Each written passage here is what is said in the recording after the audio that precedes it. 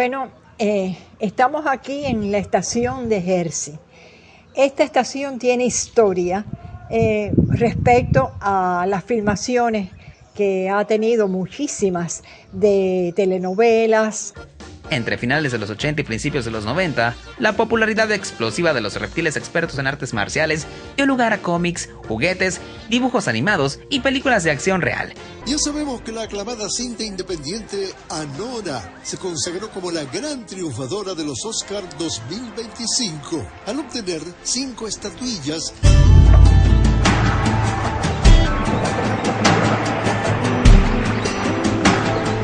Las primeras noticias recibidas sobre un posible naufragio en Boca Chipiona fueron facilitadas por Roberto Hernández Díaz, residente en Santa Cruz del Norte.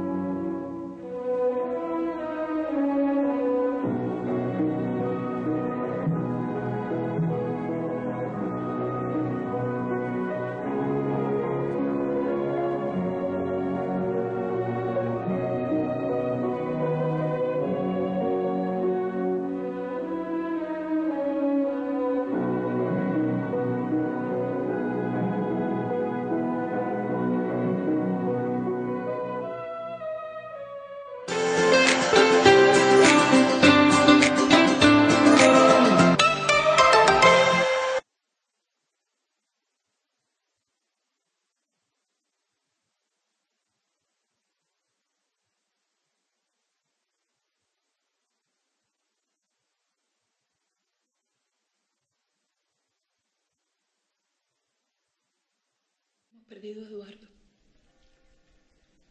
Temo que Ignacio se expone demasiado. Me desespero. Pero no puede seguir así, Amalia. ¿Por qué no cantas en los conciertos de recaudación de fondos? No creo que pueda. No sé cómo no he perdido la razón. Haremos todo lo posible porque esta carta llegue a Ignacio.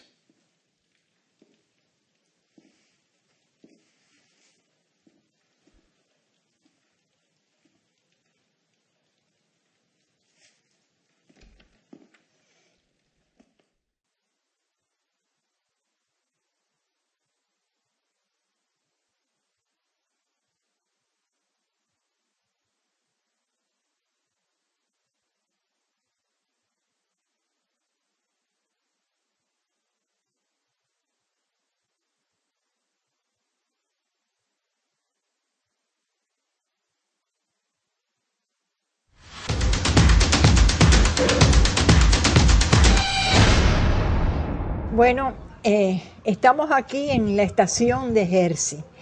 Esta estación tiene historia respecto a las filmaciones que ha tenido muchísimas de telenovelas, películas, documentales, aventuras, bueno, en fin.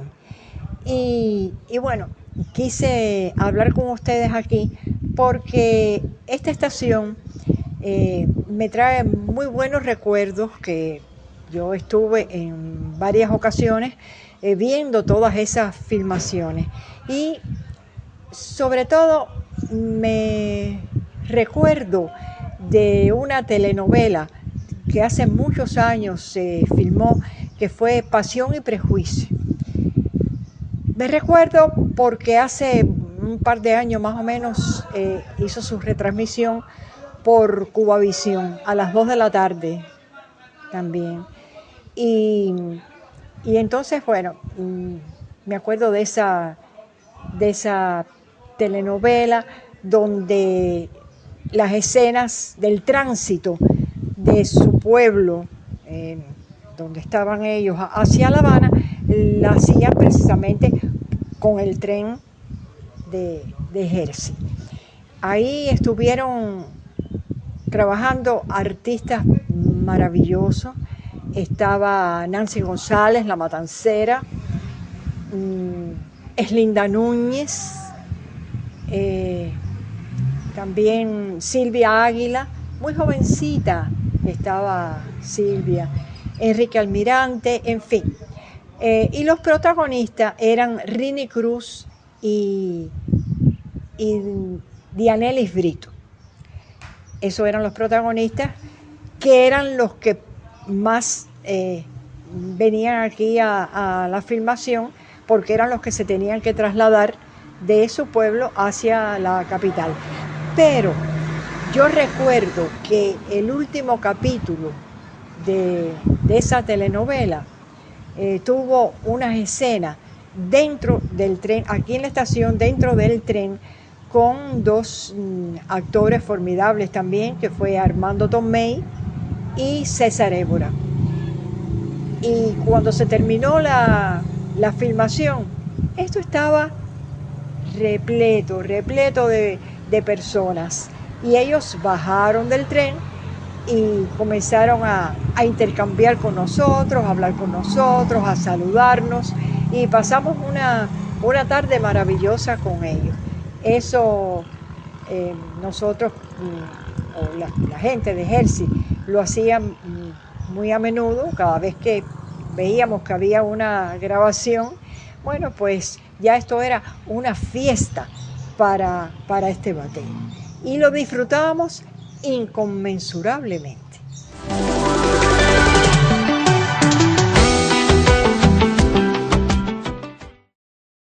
Entre finales de los 80 y principios de los 90, la popularidad explosiva de los reptiles expertos en artes marciales dio lugar a cómics, juguetes, dibujos animados y películas de acción real. Tan pronto comenzó la producción de la primera adaptación cinematográfica de la saga, fueron diseñados 4 trajes con la tecnología más avanzada en la época, provista por el taller de Jim Henson, responsable también de los mopeds. el resultado fueron los pesados y complicados trajes de Miguel Ángel, Donatello, Rafael y Leonardo, que en lugar de actores emplearon titiriteros dentro de la vestimenta. Aún más increíble es que tan solo la cabeza de cada tortuga pesaba casi 15 kilos y contenía componentes animatrónicos para las expresiones faciales. Además, los materiales utilizados como caucho y metal atrapaban el calor, requiriendo ventiladores por todo el set, soplando aire cada vez que el director hacía un corte en la toma. Para que entiendas por qué fue una experiencia brutal, el actor Leif Tilden, encargado de interpretar a Donatello, comparó el traje con la tortura de revivir su tiempo luchando en la guerra de Vietnam. Si piensas que exageraba, la realidad es que los 4 titiriteros perdieron más de 18 kilos combinados. Incluso el artista que dio vida a Rafael sufrió varios ataques de claustrofobia, llegando a gritar desesperadamente que le quitaran la pesada cabeza lo antes posible. Esas condiciones extremas no solo pusieron a prueba la resistencia física y mental de los titiriteros, sino que también les mostraron su increíble dedicación a su arte, con la que nos entregaron una película que para muchos fans es la mejor adaptación en acción real de las Tortugas Ninja. Mujer Maravilla. Uno de los mayores retos en la producción de la película de superhéroes es la creación del traje del personaje principal. En primera instancia, la vestimenta debe ser fiel al diseño visto en los cómics, pero a la vez tiene que ser cómoda para la actriz que lo llevará. Eso significa que actualmente tenemos la idea de que la tecnología de efectos especiales ha avanzado de forma considerable. Pero durante la filmación de Batman vs Superman, El origen de la justicia, Gal Gadot descubrió que el vestuario aún presentaba problemas que pueden afectar su desempeño en la pantalla. La primera vez que la estrella israelí se vistió como la Mujer Maravilla, que le dificultaba la respiración dejándola sin aliento. En lugar de quejarse, se sintió tan agradecida por interpretar a la heroína que decidió mantenerse en silencio y soportar la incomodidad sin importar que la vestimenta era tan restrictiva, hasta que podría hacerla desmayar. Afortunadamente los diseñadores se percataron de su incomodidad y lo rediseñaron para hacerlo más flexible y adecuado para las escenas de combate y acrobacias. Aún así sus esfuerzos no resolvieron todos los problemas, porque seguían dejándola vulnerable a los cambios en el clima. Exactamente esto ocurrió durante las escenas filmadas en Londres en pleno invierno, cuando Gal tuvo que soportar el frío mientras el resto del equipo usaba abultados abrigos para protegerse de las gélidas temperaturas. Gatúbela. Con motivo del 25º aniversario de Batman Regresa, Michelle Pfeiffer reveló las penurias que sufrió durante la filmación de la legendaria película dirigida por Tim Burton. Antes de vestirse con el traje creado a partir del molde de su cuerpo para ajustarse perfectamente a su figura, la actriz debía cubrirse con talco, porque sin esta ayuda extra, la fricción con su piel haría casi imposible ponerse el ajustado vestuario. Obligada a llevarlo entre 2 y 14 horas diarias, su única oportunidad de ir al baño era durante las pausas para almorzar. Remover y volver a ponerse la complicada vestimenta tomaba demasiado tiempo, así que cada pausa se convirtió en una valiosa oportunidad que no podía desaprovechar.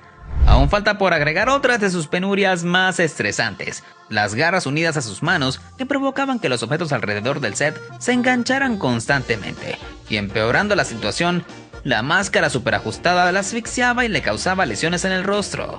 Michelle Pfeiffer cerró diciendo que este fue el traje más incómodo usado en su carrera cinematográfica, que se extiende por más de 40 años. Pero al menos, su sacrificio valió la pena cuando los fans y la crítica especializada calificaron su actuación como la mejor representación de Gatúbela en el cine. E inclusive admiten que sin ella interpretando a la villana, entonces Batman Regresa no habría sido tan exitosa.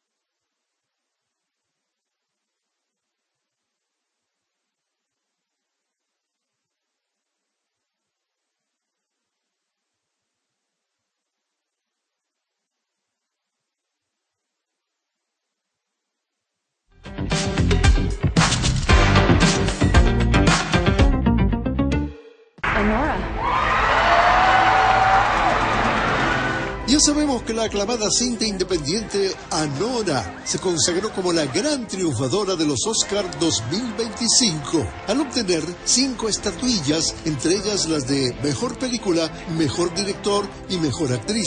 Por si fuera poco, su realizador Sean Baker empató al legendario Walt Disney como la persona que más Oscars se llevó a su casa en una sola noche, aunque Disney lo logró por diferentes producciones, mientras que Baker consiguió sus 4 premios gracias a un solo film.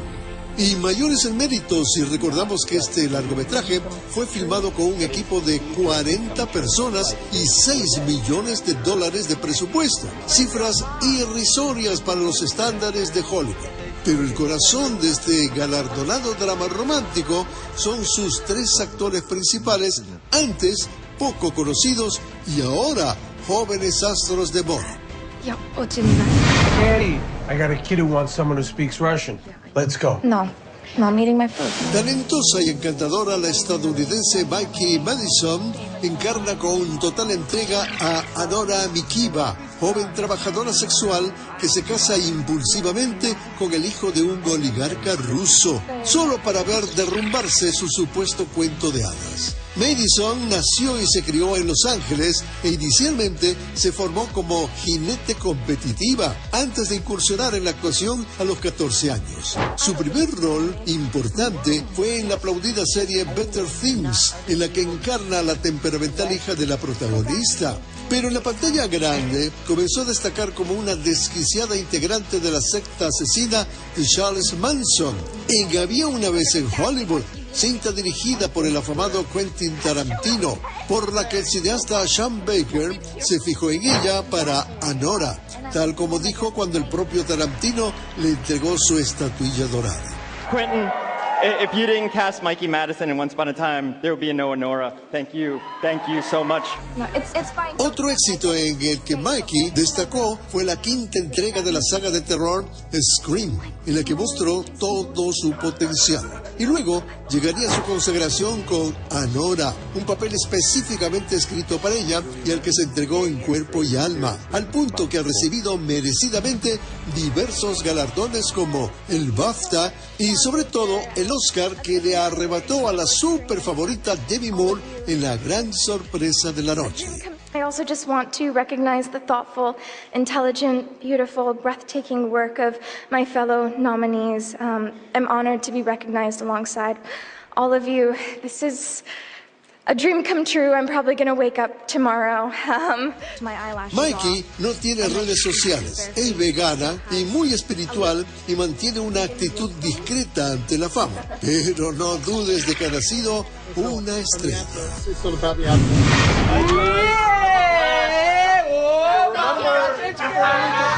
Y en este anticuento de hadas, el encantador antipríncipe azul es el ruso Mark Eidelstein, quien en Anora encarna al inmaduro y adinerado Iván Vania Sakharov, papel para el que se presentó al casting completamente desnudo como una manera de demostrar compromiso, valentía y honestidad. Este delgado actor, al que la prensa ya ha apodado el Timothy Chalamet ruso, ganó cierta notoriedad hace un par de años por su rol protagónico en otro drama romántico, The Land of Sasha.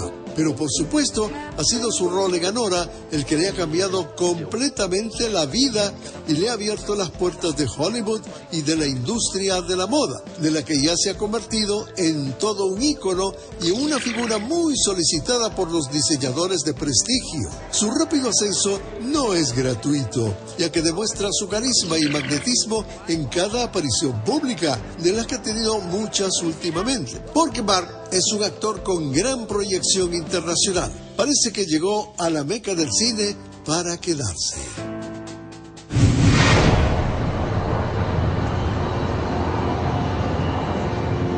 Y no nos olvidamos del otro actor nominado al Oscar por Anora, el también ruso Yura Borisov, quien encarna a Igor, un rudo pero entrañable matón que se convierte en el inesperado soporte emocional de la protagonista. Por esta sutil pero compleja interpretación, Borisov fue nominado a los galardones más importantes del cine y se convirtió en el primer ruso en casi medio siglo en competir por un premio de la Academia. Pero a pesar de su juventud, Yura ya gozaba de una sólida carrera actoral en su país natal, gracias a diversos films de renombre en los que suele interpretar a hombres rudos y figuras históricas. Allí están, por ejemplo, Patines de Plata, romance épico que es la primera cinta rusa lanzada como un contenido original en el streaming, AK-47, cinta biográfica sobre el creador del famoso rifle de asalto Kalashnikov, y la triunfadora del Festival de Cannes 2021, Compartment Number 6, drama romántico en el que una estudiante finlandesa y un tosco minero comparten un viaje que cambiará sus vidas. Asimismo, por su característica calvicie, este moscovita es llamado el nuevo Yul Brynner, en directa alusión al clásico actor también nacido en Rusia, casado con su compatriota, la actriz Anna Shevchuk, con quien tiene 2 hijos, y una Borisov se alista para conquistar el mundo. It's my grandmother's.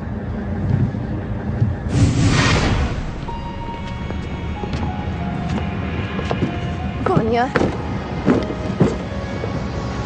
Y como ves, Anora no solo es una película maravillosa, sino que se convirtió en el trampolín a la fama internacional de sus 3 jóvenes figuras.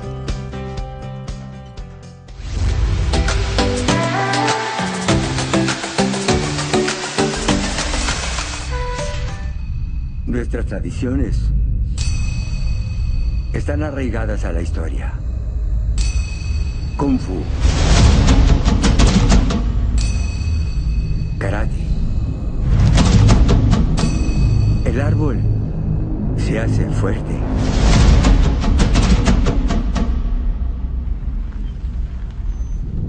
¿Conocía al señor Miyagi? No he venido a buscar al sensei Miyagi. A quien busco es a ti.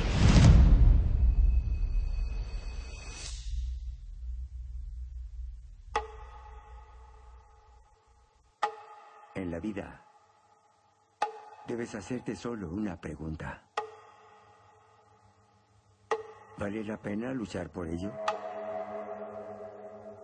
¿O no?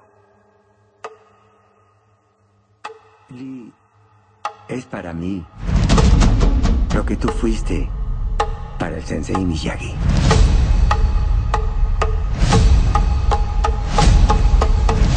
Lo haré por nosotros. Haré lo que sea necesario.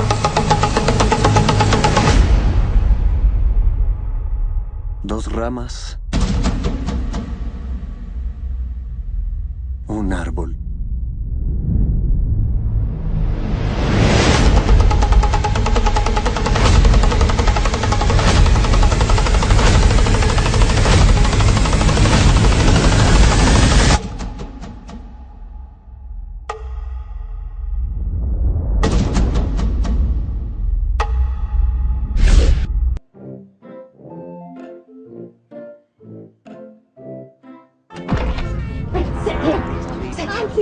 What's going on? Jimmy, sit still, keep quiet, and do not move from this spot.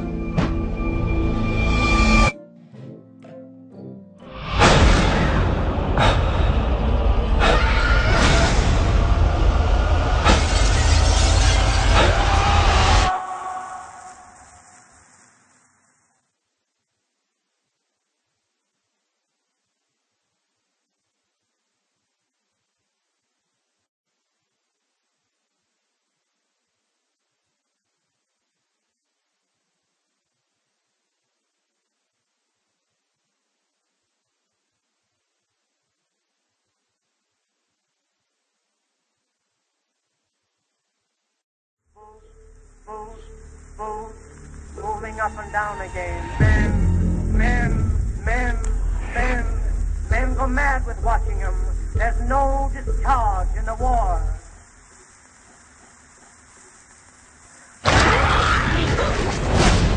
If your eyes drop, they will get the top of you.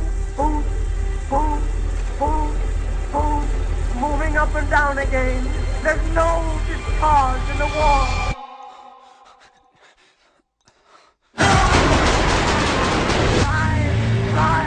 Fly. To think of something different. Oh, my God. Think of going lunatic. Oh.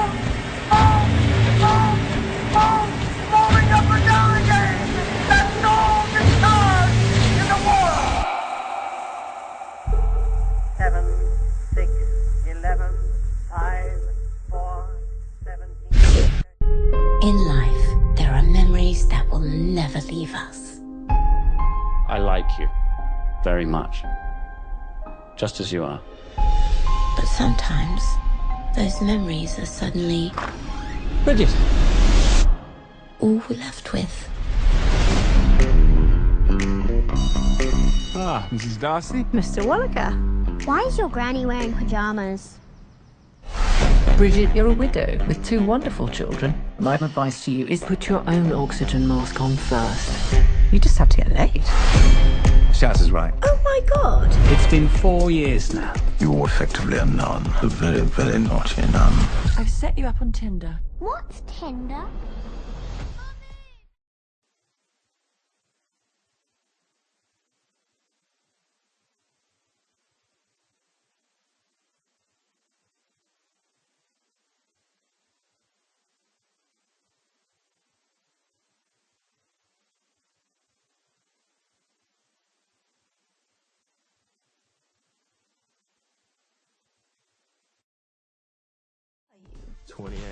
Oh. No, I'm just kidding. I'm 29. We are about to embark on an adventure. You sure you're up to this? I'm your girl. Do you miss Dada sometimes? I miss him all of the times. Can you survive? I think so. It's not enough to survive, you've got to live. Was that the Dalai Lama? Just Harry Styles, I think.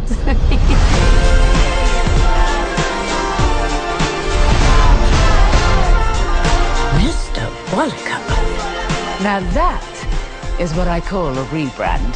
Did you have sex? Did you have sex last night?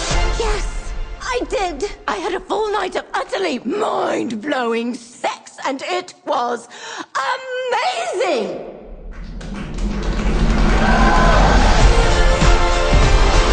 Bridget Jones, it's time to live. Uncle Daniel! Miniature Darcy, what's the news? Where are the ladies with the big... Hair. Well, they couldn't make it, I'm afraid. They're washing their hair. all 3? Well, they wash each other's, you see.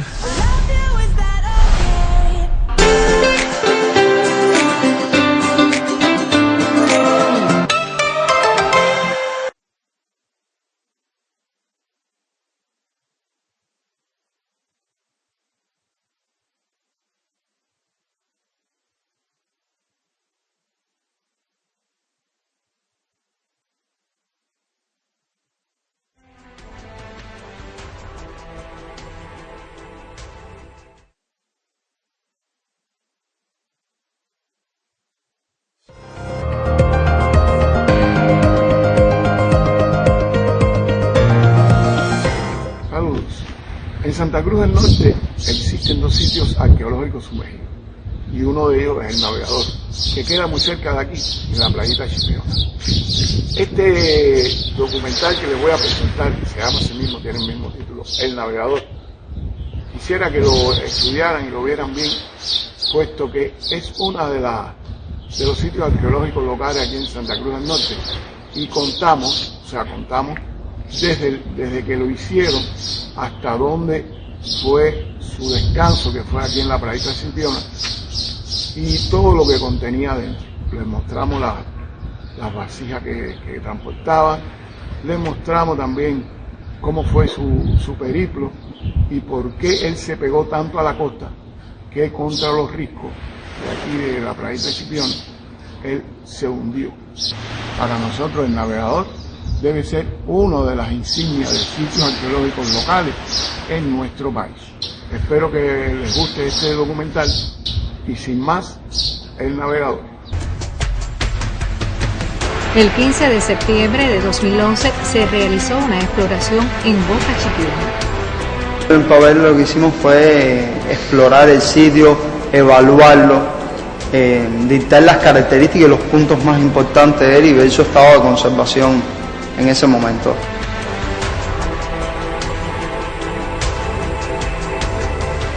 De los trabajos de exploración que estábamos realizando para delimitar el área del sitio, también delimitamos, porque eran visibles, áreas de expolio.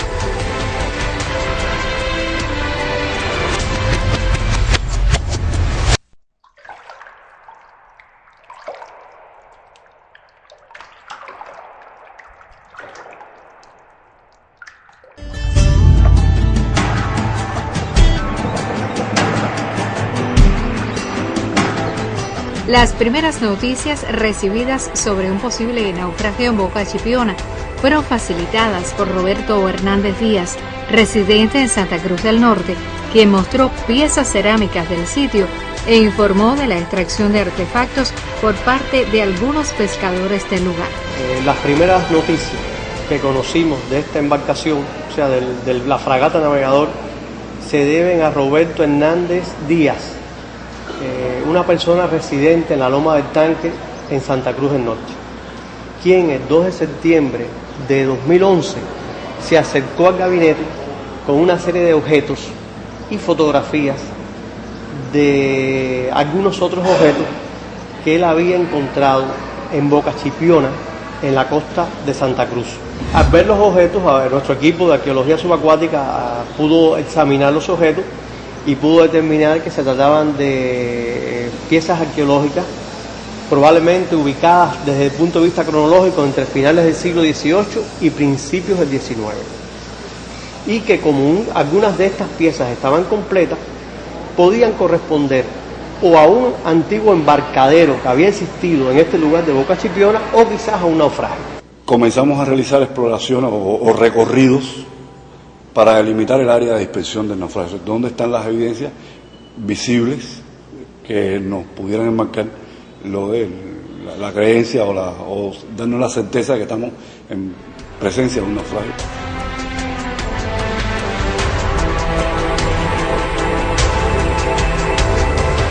Lo otro es seguir una metodología de trabajo, metodología que existe, o sea, que ya como método de investigación está diseñada, y lo que hacemos es adaptarla a cada sitio, porque cada sitio tiene sus propias características.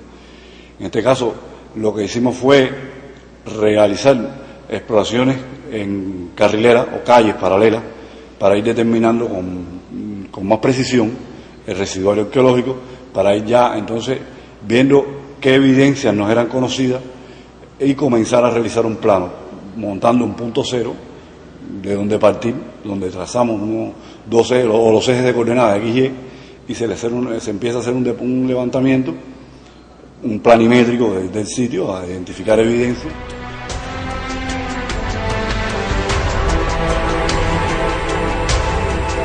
¿Por qué nos dimos cuenta de ello? Porque en el expediente histórico, también en distintas entrevistas que se le hicieron a la tripulación del barco después que este zozobró, se entrevistó al capitán, se entrevistaron a oficiales del barco y también se entrevistaron a algunos tripulantes de la marinería. Todos hablaban de que después que el barco naufragó, se hicieron una serie de rescates por los acreedores, comerciantes de aquí de La Habana, de todo el cargamento que traía el barco. Afortunadamente en esos datos históricos se mencionaba, se ponía un listado, existía un listado de los objetos que se habían recuperado.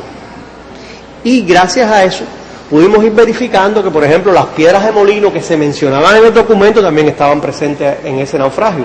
Asimismo, y sobre todo, nos aparecía mencionado la famosa losa morada o carmelita, como yo decía, y también estas piezas de color amarillo. Que eso fue fundamental para estar mucho más seguro, tener más confianza en que estábamos ante el naufragio del Navegador.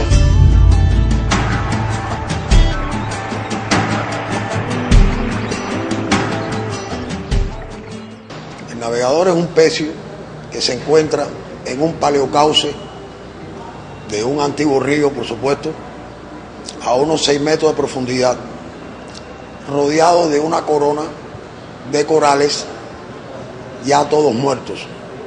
¿Por qué están muertos? Porque por desgracia los desechos y los detritos de la fábrica que está adyacente a ella vierte sus aguas en ese lugar y la vida ya no existe en ese lugar. Pero el pecio se mantiene en bastante buenas condiciones. Ahora, este pecio está en una profundidad excelente para ser trabajada por los arqueólogos.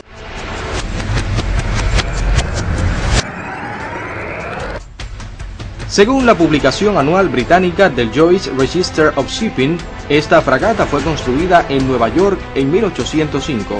Su porte era de 330 toneladas y el calado de 15 pies a plena capacidad, y llevando para evitar posibles ataques varias piezas de artillería, incluyendo pedrero.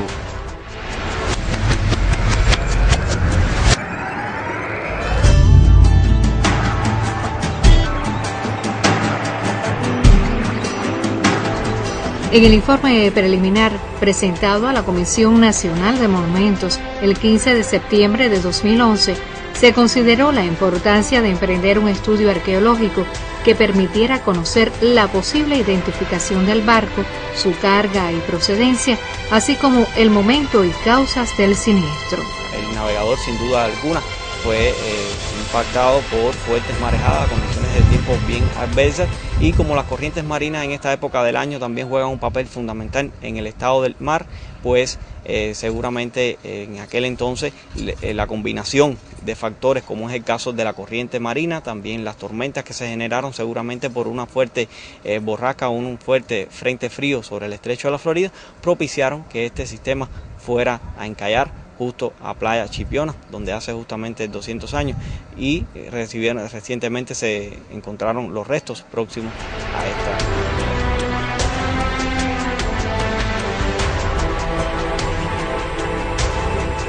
Este capitán Prida estuvo al pairo, quiere decir, estuvo con las velas sueltas, recogidas, frente a Boca de Jaruco, anunciándose ya el viento del noroeste y habiendo ya entrando un mal tiempo. Cometió un grave error, no entró en Boca de Jaruco y fondió. Mandó un bote a avisar para que lo pudieran auxiliar. Y ahí está el error, que la corriente se lo lleva hacia Boca de Chipiona, al este de la Boca de Santa Cruz, y es donde se hunden los arrecifes que yace en este momento el Pecio Navegador. Para comenzar el periplo de la fragata El Navegador, debemos hacer un recorrido cronológico con los datos de Joyce Leeds inglesa, desde el 7 de mayo de 1811, por haber llegado el 10 de marzo a Liverpool desde Charleston. El 6 de marzo de 1812 divulgan su próxima salida a Plymouth, desde donde sale hacia La Habana el 1 de abril, con carga de loza y textiles para Santiago Drake. La fragata permanece un mes aquí antes de salir hacia Rusia con carga de azúcar y café embarcada por Drake, partida que sucede el 24 de mayo con escala en Cowes, Inglaterra, el 10 de julio. Tras varios días de permanencia en Cowes, el 1 de septiembre de 1812, Joyce Leeds anuncia su próxima salida hacia San Petersburgo, Rusia. Esta sería la última mención de la fragata El Navegador en Joyce Leeds, pues hasta el 26 de septiembre de 1813 no volvemos a saber de ella. Es probable que hubiese permanecido en Rusia hasta el próximo año, protegiéndose del crudo invierno, para volver en uno de los tantos convoyes que salían hacia Inglaterra y otros puertos europeos.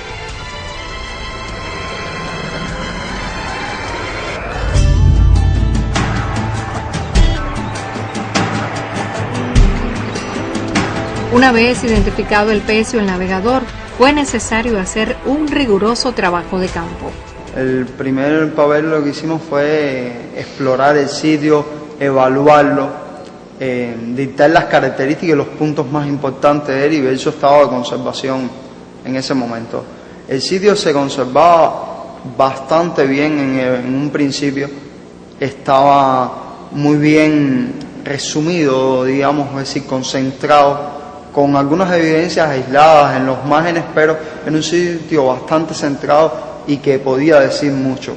En este caso la exploración recoge todo lo que se está observando, que les recogen los buzos a partir de una documentación que se llama Dialogue, que es una documentación que hace cada buzo, donde se recoge su trabajo, el área que trabajó, cómo estaba el mar y otras cuestiones técnicas. Se recoge también las fichas, las planillas de artefactos, que tiene que ver con las piezas que se extraen en el sitio, qué cantidad de piezas se extrajo, cuáles eran, cómo eran. Se le tira fotografía, que también pasa a otro tipo de archivo, que es al archivo fotográfico. También se recoge lo que es ya el levantamiento planimétrico, que tiene que ver con todo el dibujo de todo el sitio. Así sean las capas estratigráficas, los objetos, y así se va conformando el archivo de toda la documentación, y al final inclusive se hace un plan de gestión de este archivo, porque eso tiene que ir una copia al gabinete y una copia a la Comisión Nacional de Monumentos. También observamos durante la investigación, durante esa primera prospección, que habían algunos elementos de losa fina que eran atípicos, es decir, que se salían de la losa fina común que hemos encontrado, por ejemplo, en los sitios arqueológicos de aquí de La Habana. Entre estas, habían algunos fragmentos de piezas de una losa fina de color amarillo y también otros elementos, otros tiestos de una losa fina de color carmelita oscuro, es decir, un pardo muy fuerte. Eso nos llamó la atención, porque pensábamos que esos elementos podían servirnos si encontrábamos algún expediente histórico o alguna documentación que hablara de algún tipo de rescate en el lugar. A lo mejor esos elementos nos podían servir para identificar el posible barco. También en ese momento nos percatamos que la persona ideal que podía tener alguna información histórica, si existía alguna investigación sobre este pecio, debía ser un historiador naval de mucha experiencia que se llama César Alonso. Efectivamente, cuando nos acercamos a César Alonso y le hablamos del hallazgo, nos dijo: Roger, yo tengo una información muy amplia sobre un barco que se hundió ahí mismo en Boca Chipiona. Yo se las voy a facilitar y ustedes analicen si podía ser o no.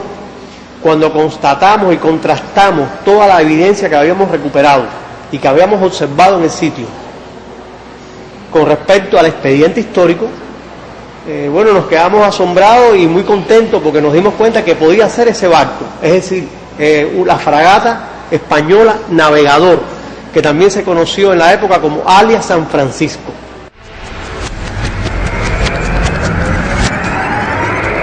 Por causas ignoradas hasta el momento, la embarcación pasa a propiedad de Francisco Leiseca, comerciante habanero.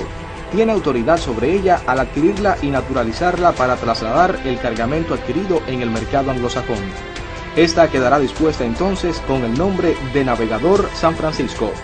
Para fomentar la marina mercante, Carlos IV exime de derecho de extranjería y otro cualquier gravamen requerido por la matrícula, habilitación y expedición de embarcaciones extranjeras, permitiéndoles navegar con entera libertad de derechos. Así, finiquitados los engorrosos trámites aduaneros de alistar, apertrechar y enrolar a una tripulación de variadas procedencias como Santiago de Cuba, Liverpool, Londres, Suecia, Nueva York e Irlanda, la mayoría de ellos residentes en La Habana y con no más de 44 años de edad, el 26 de octubre de 1813 queda cerrado el registro en Londres y el 27 de noviembre abandonan Portsmouth e inician su travesía con más de 50 buques escoltados por la fragata CMB Seabird y el navío Queen hacia Bermudas, Portugal y otros puertos europeos.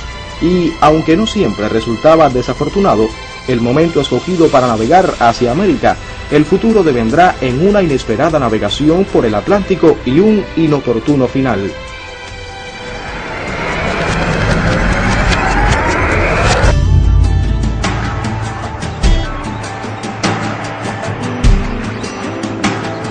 A primera vista fue evidente el aporte cultural de este pecio y la importancia que reviste investigarlo.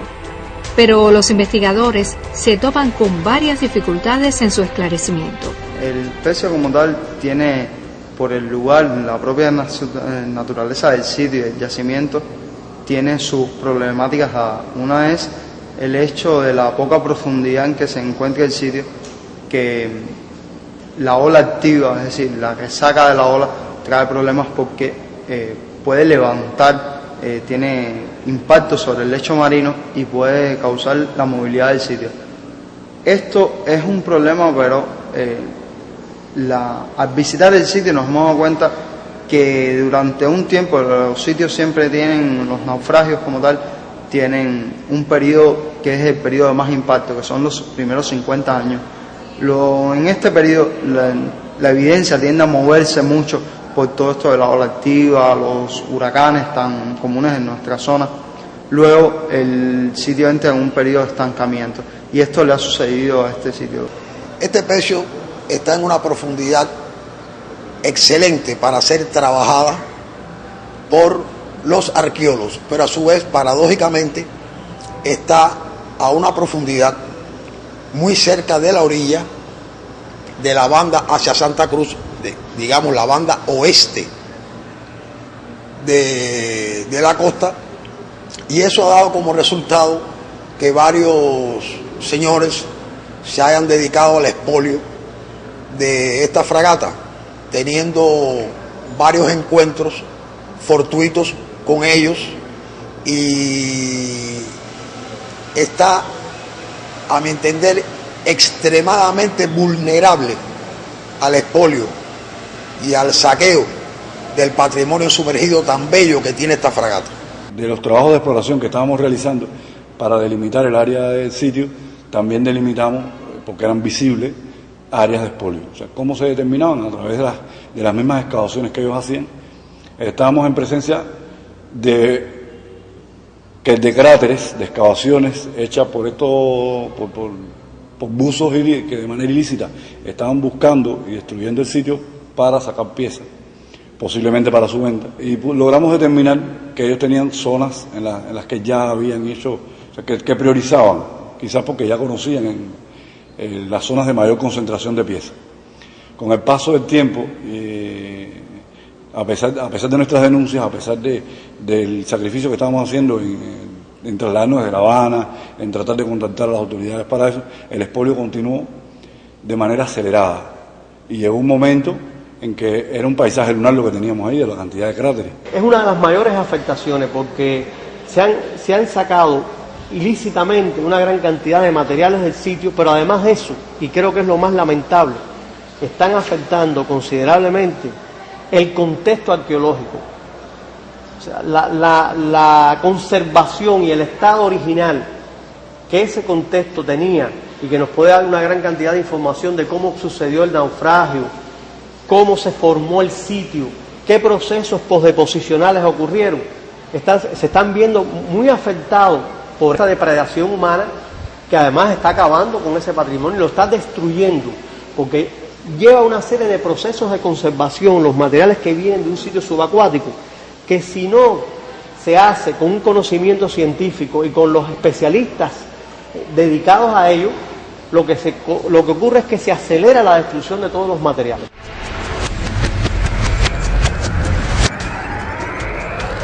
Recién salidos de Inglaterra y adentrándose en el inmenso océano, entre los días 2 y 4 de diciembre, la naturaleza marina impuso sus designios. Al remontar Cayo Cruz del Padre, punto de obligada referencia en la costa septentrional cubana, las corrientes hacen su trabajo. Entre este punto y La Habana de la Prida, enfrentan nuevamente los rigores del mar al tener que emplearse en maniobras salvadoras, reparar el timón y luchar contra las corrientes que abatían sobre la Florida. Gradualmente avistan el Pan de Matanzas y Taruco, pero al acercarse al destino final, ni la fortaleza del buque, ni la pericia del capitán y los marineros evitan que la fragata Navegador San Francisco llegue a salvo con su preciado cargamento, al ser abatidos tristemente por los fuertes vientos del nordeste y las corrientes sobre la costa de Santa Cruz.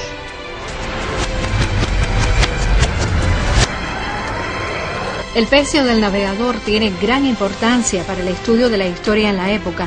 Además, proporciona material para el estudio de nuevas tipologías de cerámica hasta el momento no registradas en Cuba. El pecio nos puede arrojar una serie de elementos con respecto al comercio con La Habana, de Inglaterra con La Habana y todo este gran comercio que había de los ingleses.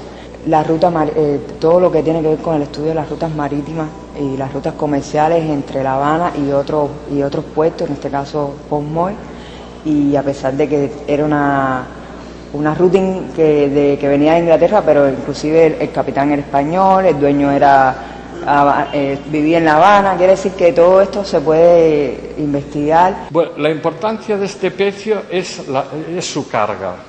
Aparte de que el día que podamos hacer la excavación en total limpieza de aguas y con la total seguridad, sería estudiar el casco. lo que queda del casco, que siempre en estos pecios es la parte baja del casco.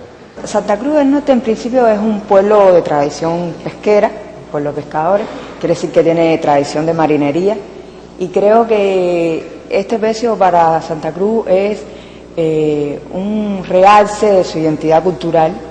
Es muy importante como orgullo para Santa Cruz, para los pobladores de Santa Cruz.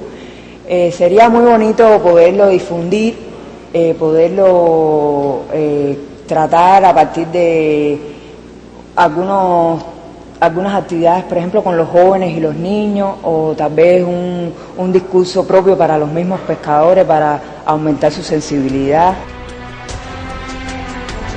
En el año 2013 se inaugura una exposición del pecio El Navegador en el Castillo de la Real Fuerza, mostrando el valor de estos hallazgos. De acuerdo con la Convención de 2001 de la UNESCO, se propone su inclusión dentro de la lista del Patrimonio Cultural Subacuático.